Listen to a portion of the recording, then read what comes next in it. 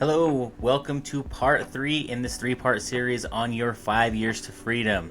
So, part 1, we talked about mindset, your mindset shift in your business, and how to take yourself into the role of business owner rather than just being self-employed. In part 2, we talked about what your number is. What is that financial freedom number that you need to bring in every month in order to live the lifestyle that you want to live? And now we're going to get into the final part of this series where we talk about, okay, now we know what we need to do. We know that number we need to hit. Now, how do we actually get there? What are we doing to get that money coming in the door every single month? So there's been a lot of strategies discussed over the years. I, in particular, talk a lot about commercial real estate and business acquisitions. So in the past, you had a lot of people implementing strategies with real estate by saying, okay, you put that money aside, or with your business it's now running, and you have some money to put into play to implement some of these strategies. So in the past, a lot of people would say, let's go out and buy one home per year, one house per year that we can use as a rental.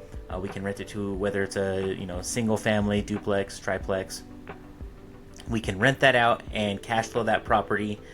And if we do that once per year over the course of time, we'll have enough cash flow to really live that lifestyle, or we'll have earned enough appreciation on those properties to be able to sell them once we paid them down quite a bit and sit on this big pile of cash.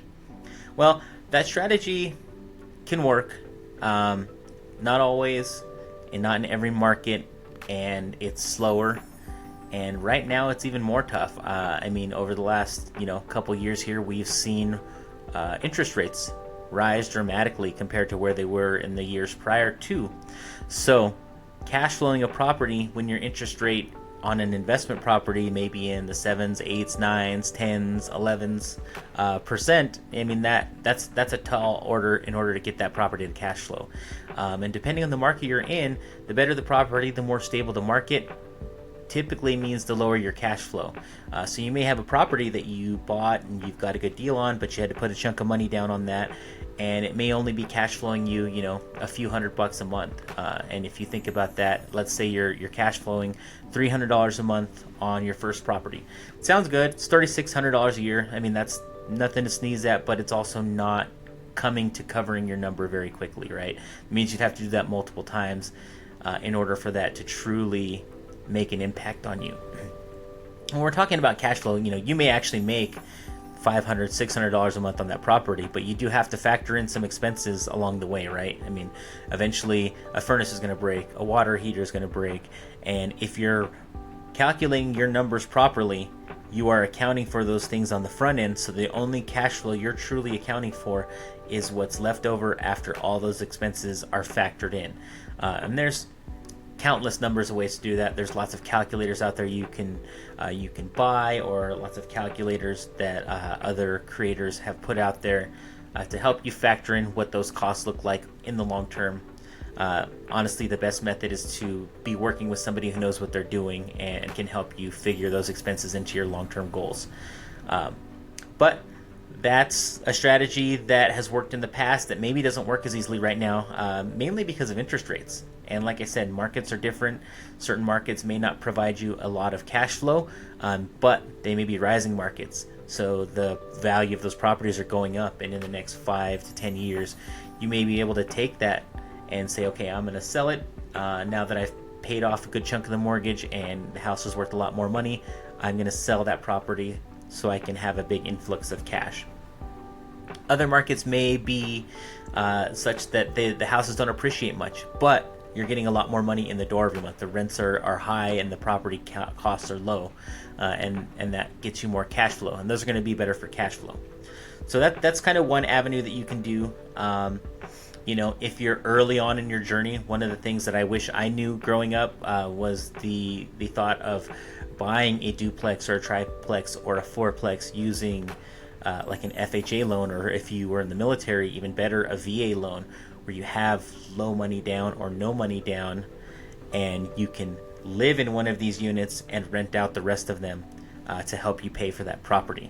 That's a great strategy, something we can get into one-on-one if that's something you're interested in learning about. But That's an excellent strategy. But like I said, this is kind of slow as you go. If you're acquiring one property per year and it's cash flowing $300 a month, like I said, that's $3,600 a year. You would have to do that maybe 3-4 times before you truly hit that number that you wanted to do, and that's assuming that everything goes smoothly and there's no major disasters or anything that really disrupts your cash flow off the number that you thought it was going to be. So what we want to get into then talking about is, maybe if we can't do it easily there's this concept of syndications. Now, syndication is basically taking the same concept of buying a property and renting it out, or think of it kind of like a buy and hold or a fix and flip property. Something that if it was a single family property, you buy it for a decent price, you see some upside if you fix things, you put some paint on, maybe redo the kitchen, redo a bathroom, maybe finish a basement, and now the property's worth more.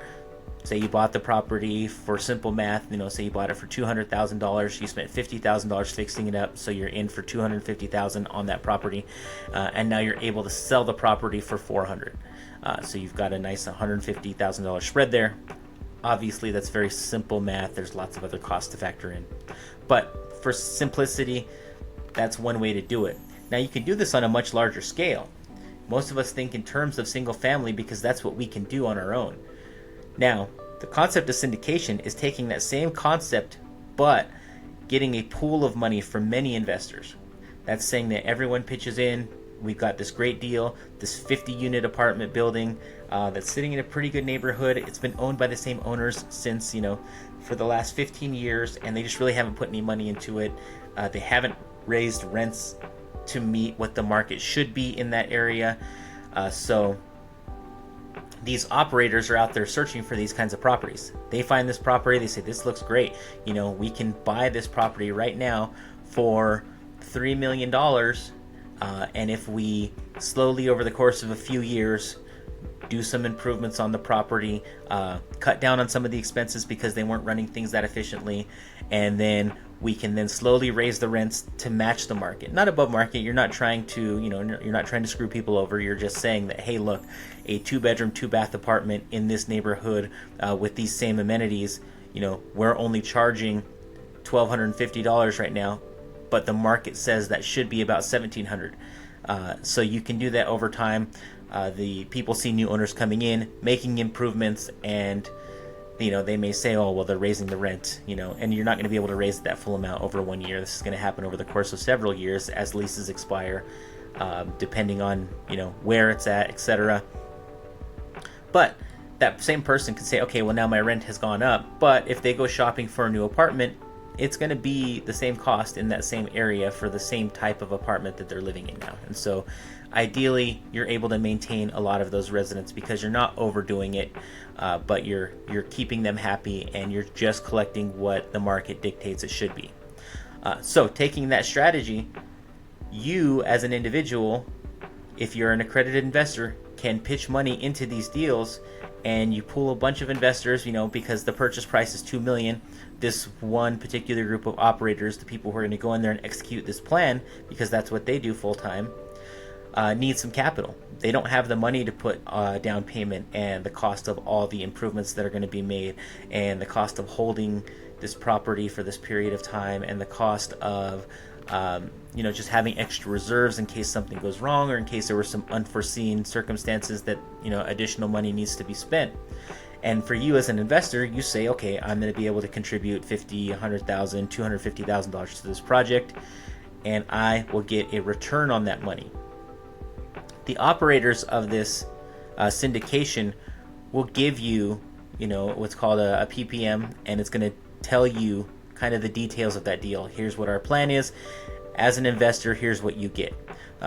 You should get a return of, in this case, we'll just say, for an example, 8%. That's your preferred return. That means you should be getting 8% annually return on that investment every year. And the first 8% that comes in above the expenses goes to all the passive investors. And then anything above that is when, we'll split it certain percentage, maybe 80% goes to the investors and 20% goes to the operators. So realistically, they don't make any money until they've performed on the project as they should. And you may not see money up front, the first year or two, or that first year especially, where there's a lot of improvements being made. Maybe you don't see a lot of return right then, but once the plan is being executed, that cash flow starts to come in, and typically you are paid back the initial 8% for that first year and second year before the operators get a cut. And then once you've executed all these plans, well, now this property is worth a lot more money. It's the same concept on the fix and flip for the single family house, only executed on a much larger scale. So like we said, you buy it for $2 million. Now we've made all these improvements. The property is now worth $4 million. We can then go out and sell it, and that split happens, however it's dictated in the PPM.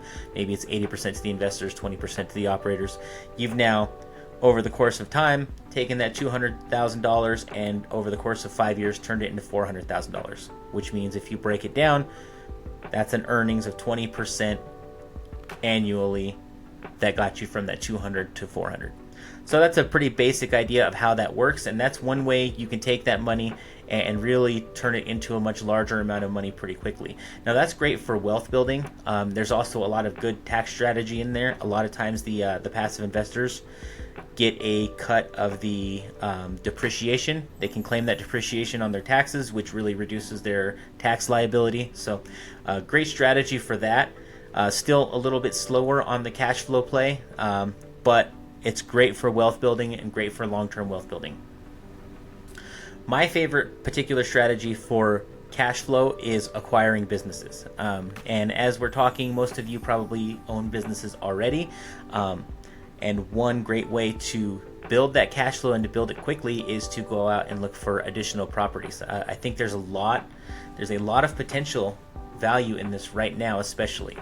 There's a lot of baby boomers who are looking to retire, who may have owned these businesses for a very long time, and who may or may not have kept up with technology flows and efficiencies and new software, new websites, new ways of doing things to make things run more efficiently. They may not have built their business in such a way that makes it as valuable as possible on sale. Once again, a lot of these guys were probably just like you. They were technicians who started a business and through trial and error have been able to survive and build over time.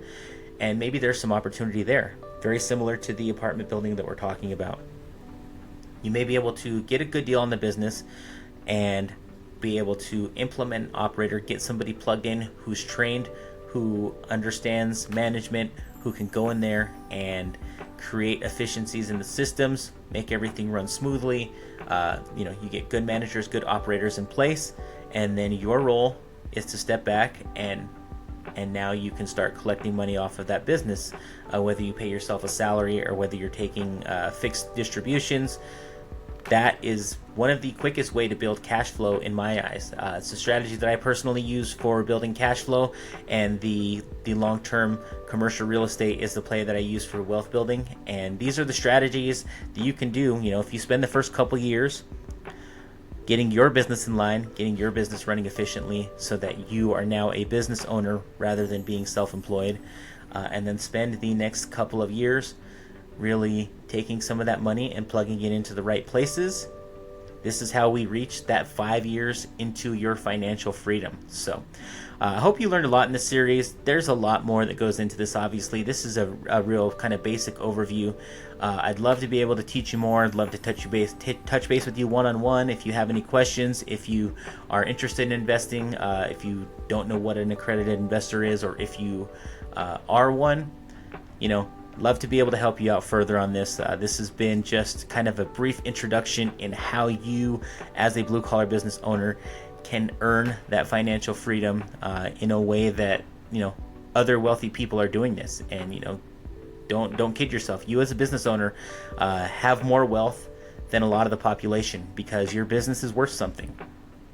And the goal is to make that business worth as much as possible and earning you as much cash flow as possible with as little effort as possible from you. So I really hope you got something out of this series. I'd love to talk to you more. If you want to reach out to me, you can reach me at jerry@ironcastlecapital.com. You can listen to me on the Blue Collar Wealth Club podcast, which you could find on Spotify, Apple Podcasts, or anywhere you listen to podcasts. ironcastlecapital.com is the website where we discuss our investments and investment opportunities. So would love to hear more from you. Thank you for taking the time to listen to this, and I hope to hear from you in the very near future.